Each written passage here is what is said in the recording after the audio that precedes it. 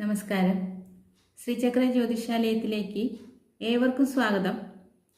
നമ്മൾ കഴിഞ്ഞ ദിവസം നവഗ്രഹ സ്തോത്രത്തിൻ്റെ മൂന്നാമത്തെ സ്തോത്രമായ ചൊവ്വയെക്കുറിച്ചുള്ള സ്തോത്രം അതിൻ്റെ അർത്ഥവ്യാഖ്യാനമാണ് കേട്ടത് അല്ലേ?